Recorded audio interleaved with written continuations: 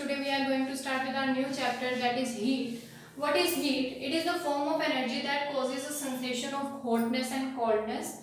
It can be transferred from a hotter body to a colder body. बच्चे जैसे हमारी body होती है, हम अपनी बॉडी में कैसे हीटनेस और कैसे हॉटनेस और कूलनेस को फील करते हैं, वो होती है हीट. ठीक है. Heat is a form of energy जिसकी वजह से हम सेंस कर पाते हैं कूलनेस को और हॉटनेस को. और जो हीट होती है वो कैसे ट्रांसफर होती है बच्चे? होटर बॉडी से, मतलब जो बॉडी ज्यादा गर्म होगी उससे कूलर बॉडी में ये ट्रांसफॉर्मेशन होती है. It is expressed by Q, और जो इसकी यूनिट होती है वो 1 कैलोरी होती है. 1 calorie it is defined as the amount of heat energy required to raise the temperature of 1 gram of water by 1 degree Celsius.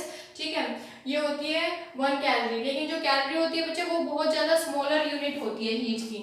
ठीक है, इसलिए हम एक और यूनिट यूज करते हैं जिसको बोला जाता है 1 किलो कैलोरी.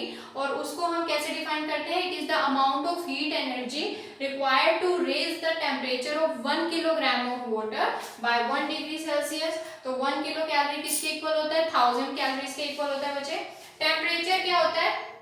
टेम्परेचर, अगर हम किसी भी बॉडी की हॉटनेस और कूलनेस को मेजर करना चाहते हैं तो हम एक टेक्निक का यूज करते हैं, तो उसको क्या बोला जाता है? Temperature. Temperature the measure of degree of hotness and coolness of the body is known as the temperature. ठीक है.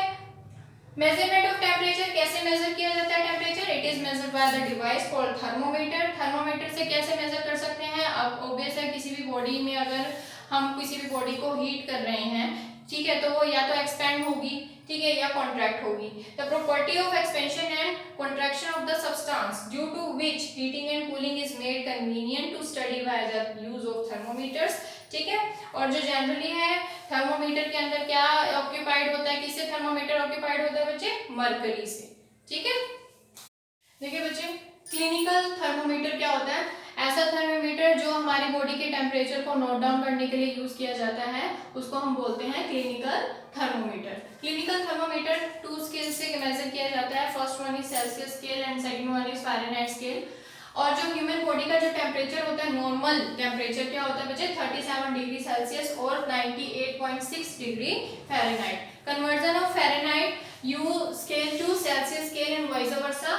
डिग्री सेल्सियस किसके इक्वल होता है बच्चे? 9/5 डिग्री सेल्सियस प्लस 32, और degree Celsius is equal to 5/9 degree Fahrenheit minus 32. यानी कि अगर आपको कोई भी यूनिट, कोई भी टेम्परेचर डिग्री सेल्सियस में दिया हुआ है, आप उसको फ़ारेनहाइट में कन्वर्ट करना चाहते हैं, तो आप क्या कौन सा फॉर्मूला अप्लाई कर सकते हैं? डिग्री सेल्सियस की जगह पर ये प्लेस आउट कर दोगे तो फ़ारेनहाइट में आ जाएगा. और अगर आपके पास फ़ारेनहाइट में कोई भी टेम्परेचर दिया हुआ है और आप उसको डिग्री सेल्सियस में लेके आना चाहते हैं तो फ़ारेनहाइट को रिप्लेस कर देंगे 9/5 degree Celsius plus 32. Relationship between the scales क्या होता है बच्चे? फ़ारेनहाइट, सेल्सियस एंड केल्विन के अंदर सेल्सियस, फ़ारेनहाइट एंड केल्विन में क्या रिलेशनशिप होता है? Degree Celsius divided by 100 is equal to degree Fahrenheit minus 32 upon में 180 is equal to kelvin minus 273 upon में 100. हीट कैपेसिटी क्या होता है बच्चे? It is described as the amount of heat जो किसी भी सब्सटेंस के टेम्परेचर को 1 डिग्री सेल्सियस पे रेज करने के लिए या 1 केल्विन तक रेज करने के लिए हीट रिक्वायर्ड होती है, उसको हम बोलते हैं हीट कैपेसिटी. यूनिट क्या होती है इसकी?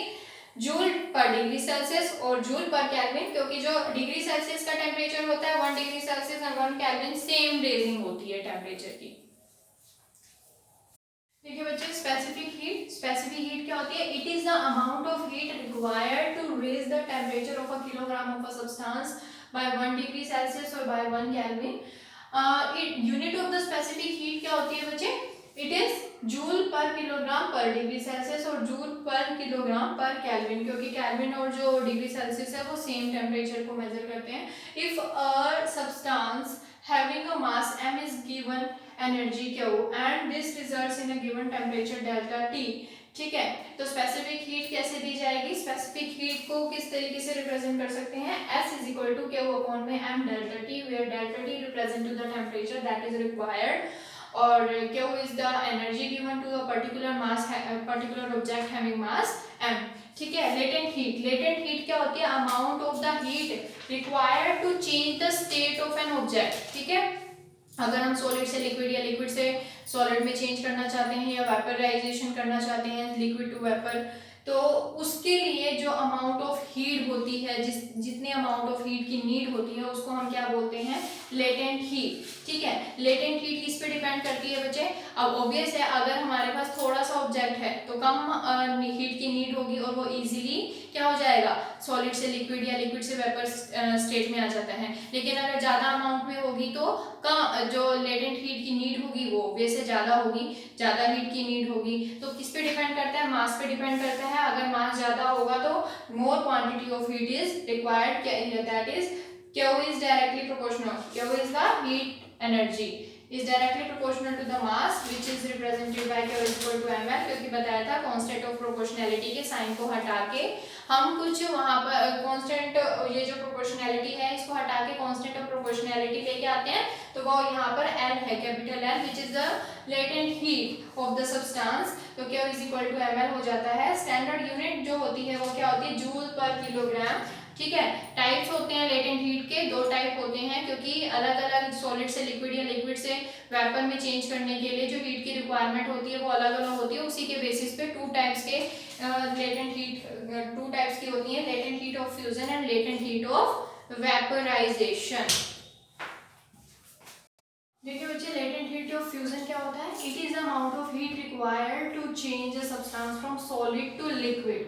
जब सॉलिड से लिक्विड में लेके आएंगे तो वो लिक्विड में तभी आएगा बच्चे जब वो अपने मेल्टिंग पॉइंट तक पहुंच गया होगा।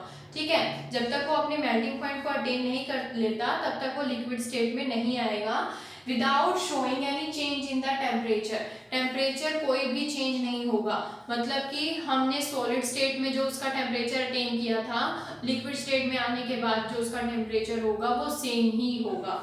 ठीक है, specific latent heat of fusion of ice, मतलब कि अगर हम आइस को फ्यूज कर रहे हैं, मतलब आइस से लिक्विड लेके आने की कोशिश कर रहे हैं, तो वो कितने में होगा, उसकी जो एनर्जी रिक्वायर्ड होगी वो कितनी होगी, 334 जूल पर ग्राम। यानी कि 1 ग्राम आइस को मेल्ट करने के लिए कितनी एनर्जी की रिक्वायरमेंट होगी, 3 और 0 डिग्री सेल्सियस पे 334 जूल।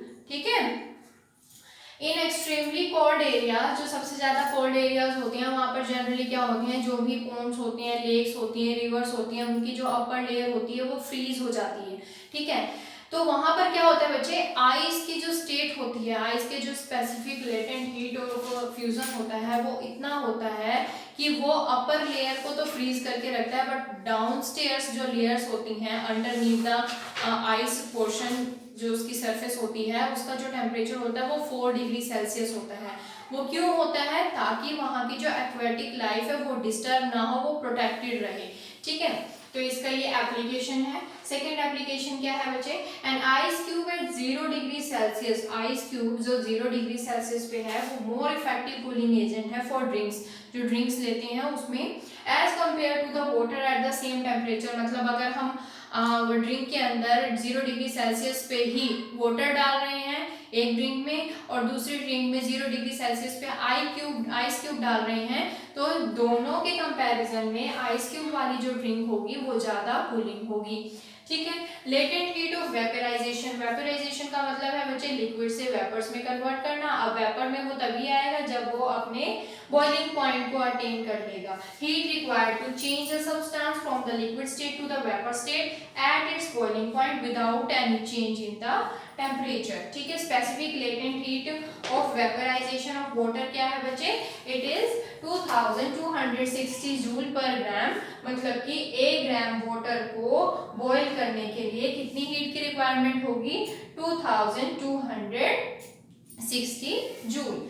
जो इसकी एप्लीकेशन है बच्चे, ये क्या करता है, it prevents rapid vaporisation of water from the seas and the oceans. अगर रैपिड वेपराइजेशन होगा तो ऑब्वियसली वहां से वाटर खत्म होता जाएगा, इसीलिए जो लेटेंट हीट ऑफ वेपराइजेशन है उसकी हेल्प से क्या होता है, ऐसी जगह पर जहां पर सीज और ओशंस होते हैं ठंडे टाइम पे, विंटर सीजन में, वहां पर वेपराइजेशन को प्रिवेंट करता है ये। Steam pipes are used in the cold countries for heating buildings faster than the hot water pipes. Steam pipe का यूज किया जाता है, यानी कि वेपोराइजेशन का यूज किया जाता है as compare to the hot water. Reason behind is that 1 gram of steam at 100 degree Celsius release करती है 2260 जूल ऑफ हीट एनर्जी, जबकि 1 gram of hot water 100 degree Celsius पे है, सिर्फ और सिर्फ 4.2 जूल की एनर्जी प्रोवाइड करता है ऑन द बॉइलिंग पॉइंट, ठीक है, बाय 1 डिग्री सेल्सियस।